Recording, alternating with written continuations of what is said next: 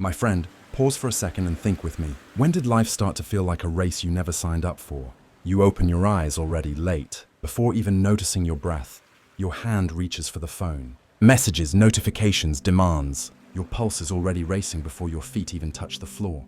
It's like waking up not into life, but into a competition you don't remember entering. And here's the cruel irony. Half the time, you don't even know what you're rushing toward. You just run because everyone else is running. You just chase because everyone else seems to be chasing. We live in a culture where speed has become a religion. Faster downloads, same-day deliveries, overnight success stories. We've been taught that if it isn't instant, it isn't worth it. But here's the tax no one talks about: your nervous system. Neuroscience is clear. When you live under constant urgency, cortisol becomes your bloodstream's background music. Your amygdala, the fear alarm, stays lit like a neon sign, pulling you into survival mode. Your prefrontal cortex, the part of your brain that makes wise, long-term decisions, gets hijacked. In simple words, when you're always rushing, you're not living intelligently, you're surviving on autopilot. And here's the bitter joke. Society claps for it. They call it grind. They call it winning. They celebrate exhaustion as if it were a crown.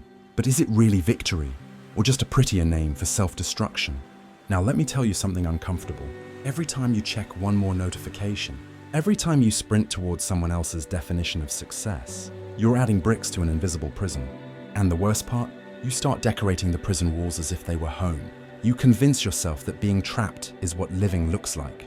And if this is already striking a chord, if you sense that this video isn't just background noise but something you were meant to hear, pause and subscribe right now. Not for me, for you, because in a world addicted to distraction, choosing to stay awake is one of the last true acts of rebellion. Let's zoom in for a moment. Why have we come to believe faster always means better? Your brain runs on two systems. System 1, fast, reactive, instinctive, perfect for survival. System 2, slow, reflective, deliberate, essential for wisdom. Guess which one society rewards? The fast one. Move quick, reply quick, decide quick. But when System 1 takes the wheel all the time, you live in fight or flight mode. You react, scroll, consume, without ever digesting. And here's the paradox. The more speed you pile up, the emptier you feel. Because depth requires slowness, meaning requires pause. Wisdom requires rhythm. We've built lives where the pause button feels forbidden. And so, instead of facing our questions, we drown them in noise. Why do people blast music, binge content, scroll endlessly? Because stillness threatens to show us what we've been avoiding all along. Think about it. It's not silence people fear. It's what silence reveals. The gap between who they are and who they pretend to be. The space where questions echo back. Am I happy? Am I living my truth? Do I even know what I want? Neuroscience calls this the default mode network. Your brain's natural tendency to wander inward when the noise stops. Philosophers called it reflection. We've simply renamed it, but the truth remains. You can't numb yourself forever. Here's a story you'll recognize. A friend once confessed to me, "I don't know why I'm always anxious. I never stop. I'm always busy." But the more we talked, the clearer it became. He wasn't busy because life demanded it. He was busy because stopping meant facing questions he didn't want to answer. So he filled his calendar, packed his hours, ran in circles, because speed felt safer than truth. And maybe that's the cruelest twist of all. Sometimes we're not running toward life. We're running away from the weight of our own reflection. And here's the consequence no one warns you about. The longer you postpone that encounter with yourself, the heavier life feels. Not because of external weight, but because you're carrying unresolved doubts, unmet desires, scars you refuse to acknowledge. And that load only grows with every year you delay. The tragedy isn't losing the race. It's running without knowing why, and forgetting that life was never about speed, but about rhythm, presence, and breath. You know what strikes me, my friend? People keep repeating, life is short, so hurry. But maybe it's the opposite. Life feels short because we never stop rushing. Think about it. When was the last time you truly tasted, your morning coffee? Not just swallowed it like fuel, but felt its warmth, its flavor. The little pause it offered? Most of us can't even remember. Because by the second sip, we're already halfway into emails, deadlines, traffic, or scrolling through someone else's life. It's a cruel irony.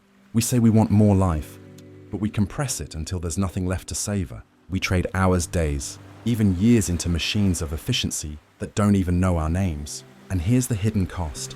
The faster we go, the less we feel.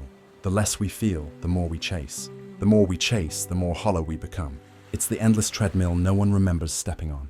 Neuroscience has a blunt way of putting it. Every time you scroll, swipe, chase the next hit of novelty, dopamine spikes. The brain's reward system gets flooded, then burned out. Baseline happiness drops, anxiety rises, and soon, you need bigger, faster hits just to feel normal. That's why attention spans collapse. Not because we became less intelligent, but because we became addicted to stimulation that never lets the mind breathe. We trained our brain not for depth, but for twitching, for reacting, for chasing, until stillness feels like pain. Now, let's ask something uncomfortable. When did slow become an insult? A friend eats slower, walks slower, thinks slower, and instantly the world calls them lazy, unproductive, behind. But who decided rest is failure? Who planted the idea that stillness is shameful? Somewhere, speed stopped being a tool and became an identity. If you're busy, you're valuable. If you're fast, you're winning. If you're exhausted, you're doing something right. But here's the bitter joke. The race has no finish line. You run and run and run, but there's no medal waiting. Just more running. Let me humanize it. We are sacrificing entire lives not for meaning, but for illusions. The illusion of being ahead. The illusion of catching up. The illusion that someone else's applause will finally make us feel whole. But deep down, we're not racing others. We're racing against silence. Because silence is where the questions wait. Am I happy? Am I living my truth? Do I even know what I want? That's why slowing down terrifies us. Not because the world punishes us, but because stillness reveals the questions we've been running from. Here's the paradox. Every era had its gods. The sun, the sea, the empire, the market. Our god is speed, and like every false god, it demands sacrifice. Sacrifices of presence, sacrifices of relationships, sacrifices of peace. Look around. Couples at dinner, not speaking, lost in separate feeds. Parents scrolling while children beg for a glance. Friends together, but never truly present. Each sprinting their own digital race. We're not just losing time, we're losing the moments that make time sacred. And here's the irony that bites. The faster you run to live more, the less alive you actually feel. Because life is not measured in speed, but in depth. Not in how much you consume, but in how much you absorb. So maybe that's the cruelest trick of all. We're sprinting toward a life we never stop to live. What if hustle culture isn't proof of ambition, but proof of collective fear? Fear of stopping, fear of silence, fear of meeting the self we've buried under speed. There's a word that has been marketed to us like holy scripture. Hustle, work harder, sleep less, push through, outrun the competition. The so-called modern gospel of success. But let's be brutally honest. Have you noticed the irony? The loudest voices screaming, hustle harder, are often the ones selling you something. A course, a book, a secret formula that rarely worked for them in the first place. It's not about truth. It's about keeping you exhausted, distracted, and desperate enough to buy the next promise. Here's the dark cost. Hustle culture doesn't actually celebrate achievement. It worships exhaustion. If you're tired, burned out, sacrificing sleep, health, relationships, that's considered proof you're serious. But since when did self-destruction become a badge of honor? Since when did being permanently stressed out get equated with ambition? Neuroscience is clear on this. Chronic stress floods your brain with cortisol. At first, it sharpens your senses, keeps you alert. But over time, it erodes memory, decision-making, creativity, and even empathy. The very qualities that make us humans start to wither. So yes, hustle might buy you a promotion or a paycheck, but it also rents out your nervous system to anxiety and depression. And here's the cruelest twist. You might end up successful on paper, but completely incapable of feeling it. Let me tell you a story. A man I once knew had everything hustle culture promised. Money, cars, applause. He was the poster child of making it. But one night when the noise was gone, he confessed something. I don't feel alive anymore. I don't even know what I like. I just keep running. His life had become a museum of trophies collecting dust. And in that silence, he whispered something that cut me. I think I ran so fast. I outran myself. That's the hustle illusion. You're told you're building a life. But in reality, you're often just building a cage. Now, let's cut sharper. When people brag about grinding 80-hour weeks, we clap for their discipline. But are they really chasing success? Or are they just running from stillness? Because the moment they stop, the moment they pause, the emptiness comes rushing in. The loneliness. The questions they've avoided. The silence that won't flatter them with applause. And hustle culture knows this. That's why it keeps you busy. Busy enough to never question. Distracted enough to never feel. Fast enough to confuse motion with meaning. Look closer at the icons of hustle. Millionaires posting sunrise selfies with captions like "Rise and Grind." What they don't show you are the assistants scheduling their days, the nannies raising their children, the hidden machinery that actually makes their hustle possible. Behind every self-made story is a long line of invisible people carrying the weight. So maybe hustle isn't about hard work at all. Maybe it's about pretending the race is fair, so no one asks who built the track. And when you start asking who built the track, you realize the finish line was never meant for everyone. Here's the paradox. The faster you chase, the emptier it feels. Because fulfillment doesn't wait at the finish line. It doesn't care about your overtime, your calendar, or your burnout badge. Fulfillment lives in presence, in depth, in connection. But here's the uncomfortable truth. Presence can't be sold. Connection doesn't scale. Depth doesn't trend. And that's why hustle culture can't give you what you're craving. It can only sell you speed. Let's get personal for a second. Have you ever worked yourself to the bone, pushed, sacrificed, clawed forward, only to finally arrive and feel nothing? That anticlimax isn't failure, it's the design. The system was never built to make you arrive. It was built to keep you running, because if you stopped, you might realize the applause doesn't fill you, the titles don't heal you, the money doesn't answer the questions that echo when you're alone. So maybe hustle culture isn't a path to success. Maybe it's just the perfect anesthesia to keep you numb. So the real question isn't, are you working hard enough? The real question is, what pain are you working so hard to outrun? Because if you stop even for a moment, you might realize the finish line you've been chasing doesn't even exist. We live in an age where speed is worshipped. Faster internet, faster delivery, faster overnight success stories. It's the religion of acceleration. But here's the paradox. Has speed ever cured emptiness? Think about it. We scroll through dozens of posts in minutes, but forget them in seconds. We binge 10 episodes in a night, but wake up heavier, not wiser. We chase productivity hacks, morning routines, biohacks for billionaires, as if manipulating time would heal the parts of us that ache in silence.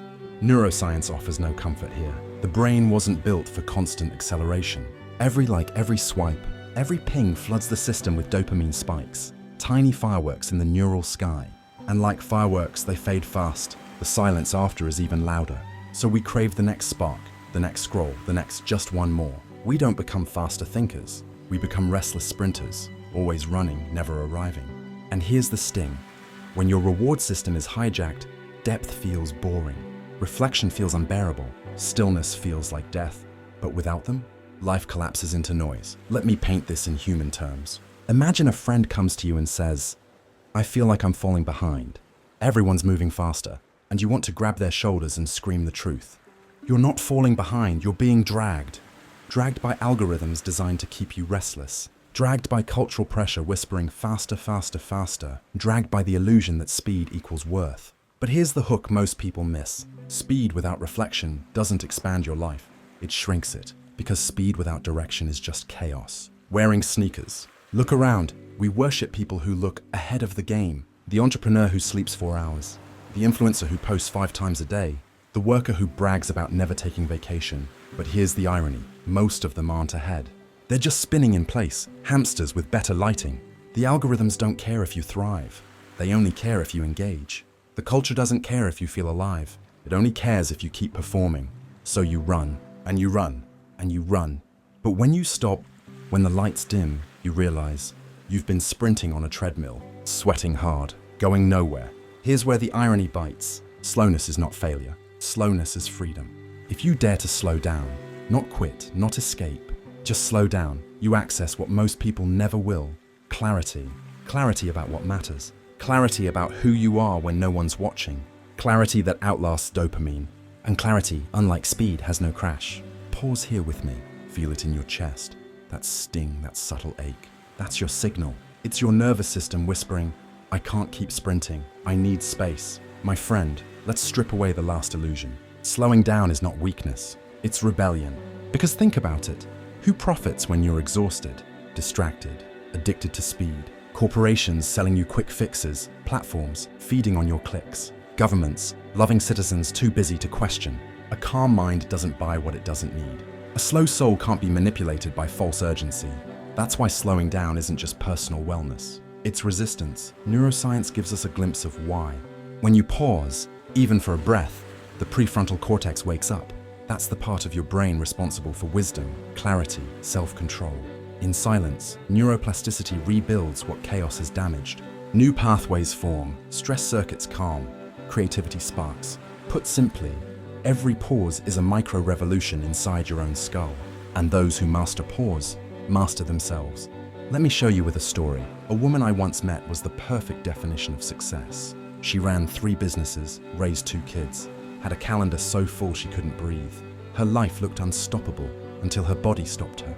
A panic attack in the middle of a boardroom. She thought she was dying. Her doctor's prescription, not another pill, not another hack, but this. Learn to sit still for 5 minutes a day. At first she laughed, but 5 minutes turned into 10, 10 into 20, and one day she confessed, for the first time in my life, I don't feel like I'm chasing life, I feel like I'm living it. That's the paradox. The slower she became, the more alive she felt. Now here's the challenge I want to leave you with. For the next 24 hours, practice one act of conscious slowdown. Eat one meal without a phone, walk without headphones, pause before answering that message, or simply sit in silence, even if it's uncomfortable. Why? Because every slowdown is a crack in the prison walls, and through those cracks, life slips back in. Let's bring it back full circle.